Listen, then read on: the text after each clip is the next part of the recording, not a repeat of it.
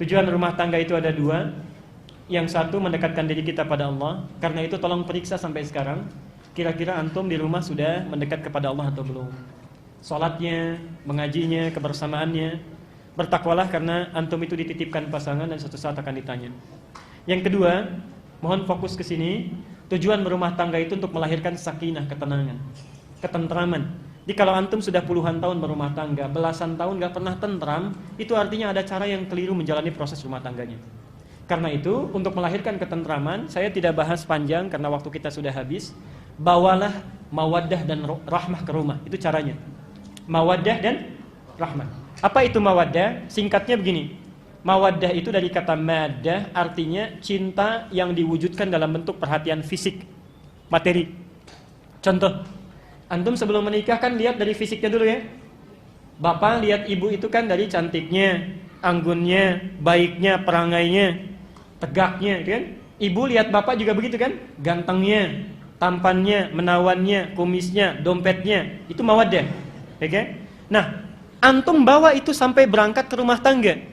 Mohon maaf, jangan waktu 6 bulan pertama sebelum menikah perhatian banyak, ya. Traktirannya banyak, hadiahnya banyak, setelah menikah hilang. Kelanggengan sakinah di rumah tangga itu bisa dijaga dengan perhatian mawaddah. Coba misal Nabi itu termasuk istrinya itu seringkali ngasih hadiah. Aisyah memasakkan makanan kesukaan Nabi. Nabi memberikan hadiah berupa yang sifatnya mawaddah materi. Kenapa tidak dicoba? Misal, berapapun usia pernikahan, mau 40 tahun, mau 50 tahun, dalam momen-momen tertentu cobalah berikan mawaddah. Istri misalnya dalam momentumnya anak lahir, ya, atau hari pernikahan tiba, tidak ada salahnya antum bawa mawaddah. Tidak perlu yang mewah. Masuk rumah ada sekuntum bunga walaupun usia sudah 50 tahun, ya. Subhanallah ketemu dengan istrinya, "Mama, ini hari pernikahan kita. Ingatkah tentang akad yang pernah saya sampaikan seharum bunga yang saya bawa ini?" Itu subhanallah. Itu indah. Ya.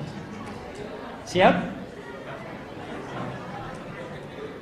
Apa enggak salah ini? Baik. Rahmah, perhatikan. Ini saya serius pada bagian yang terakhir. Ini apa? Air ya. Sekarang bayangkan. Ini ada minuman. Ibu sudah siapkan bekal dari rumah. Papa mau ke kantor. Minuman disiapkan, minuman kesukaannya. Subhanallah. Di lampu merah ada orang minta minum karena kehausan. Kira-kira suami akan memberikan tidak? Pak? Ibu sudah siapkan minuman kesukaan, dibikin semalaman. Di jalan ada orang kehausan tidak bisa minum. Minta kepada kita untuk bisa diberikan minuman. Dikasih tidak? Umumnya pasti dikasih. Umumnya, ya. Mohon maaf, sifat mawaddah itu tidak selamanya kekal. Pasti akan terbagi. Di cinta itu jangan diukur dari sifat materi saja, fisik saja. Kalau sudah hilang yang fisiknya, cintanya bisa luntur. Kalau antum cuma cinta karena cantiknya, hilang kecantikan, itu hilang cintanya. Ibu juga demikian. Cinta pada materinya, sekali waktu diuji oleh Allah, menurun pendapatannya, subhanallah, ya, menurun pendapatannya, itu cinta bisa berkurang. Maka ikatlah dengan rahmah, ini bagian yang terakhir. Rahmah inilah perhatian yang lahir dari hati yang paling dalam. Kalau ini dikeluarkan, cinta akan bertahan dan tidak akan pernah pindah ke lain hati. Dan yang punya rahmah tinggi itu cuma punya ibu. Cuma ibu. Rahmah ini asalnya dari kata rahim. Yang punya rahim cuma perempuan, laki-laki tidak. Kenapa disebut dengan rahim? Karena ibu rela memberikan kasih sayang terdalam pada sosok yang ada di dalam rahim itu, walaupun dia rela menderita, kanan susah, miring kiri sulit, pegal capek, yang penting yang di dalam itu tenang. Karena itu ada para pakar menyatakan, kenapa seorang anak itu lahir menangis? Karena takut tidak mendapatkan kasih sayang seperti yang diperoleh dalam rahimnya. Kalau ibu rumah tangga ingin langgeng, maka berikan rahmah lebih tinggi dibandingkan dengan mawaddah. Contoh, pernah nggak ibu praktekkan kalau suami pergi ke kantor, itu kenapa tidak diantar sampai ke pintunya? Kemudian titipkan dengan kata-kata, perhatikan, ibu titipkan nasi 1 bungkus dengan makanan mewah, dengan kalimat walaupun sekedar di SMS kan, perhatikan, jauh bedanya melekat ke dalam hati. Papa sayang, kami beserta anak-anak di rumah mendoakan dengan cinta dan sepenuh jiwa agar papa sukses dalam pekerjaan dan kembali ke rumah dengan semangat. Bekerjalah dengan cinta mama, Pak. Itu subhanallah. Itu akan dibawa sampai ke kantor itu. Gak bisa dibagi itu. Gak bisa dibagi. Suami lihat yang bagus pun di kantor, misal, ini cantik fisiknya lebih daripada istri, itu mikir 2 kali. Kamu cantik, tapi belum tentu bisa punya rahmat seperti istri saya. Kalau saya masuk angin, dia bisa kerokin misalnya. Itu kepikiran. Karena itu ibu tampilkan mawaddah dan rahmah, insya Allah ketenangan itu akan diraih. Saya tutup dengan kisah terakhir, dan ini nyata. Ini nyata. Ibu bapak, kita akhiri pertemuan kita, dengarkan kisah ini dan praktekkan dalam kehidupan. Mawaddah dan rahmah. Di Karawang ada sebuah keluarga sangat soleha. Suami istri sudah punya 3 anak. Bayangkan, sudah punya 3 anak. Suami soleh, istri soleha, anak-anak soleh. Satu kali, suami itu sedang pulang dari pekerjaannya, capek luar biasa, lelah dan lapar. Masuk ke rumah, subhanallah, disambut oleh istri, dicium tangannya, ditenangkan jiwanya. Begitu duduk di meja makan, kata suaminya, "Ma, tolong buatkan mie." Istri masih sibuk di dapur. Ibu perhatikan, subhanallah, Pak ya. Saya berikan dalilnya dulu, nanti buka Quran surat 91. Ayat 7 sampai dengan 10. Perhatikan sini, saya cepat. Apa yang terjadi? Ma, tolong minta katanya, buatkan mie dulu, karena masakan belum jadi. Ibu sekalian, subhanallah, karena sibuk di dapur, saking sibuknya bawa bumbu ini itu, tiba-tiba lupa yang dimasukkan ke mie itu 1 sendok garam. Diaduk. Terbayang ya? Dihidangkan dengan penuh senyuman. Kemudian suami menerima, belum diambil, istri sudah pamit ke dapur lagi. Perhatikan konsepnya, perhatikan. Saya ingin tanya bapak dulu.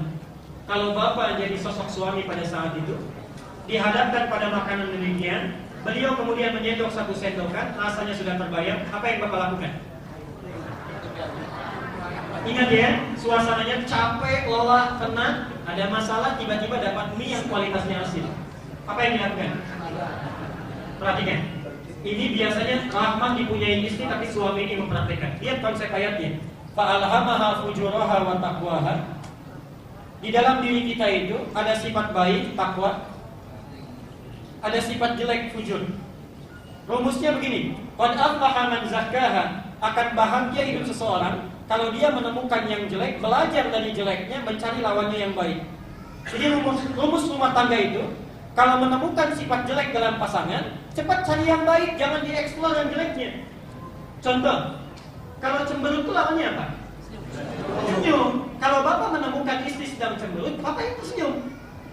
Sampai ke rumah, istri sedang cemberut, bapak yang senyum. Ma, kenapa kalian cemberut?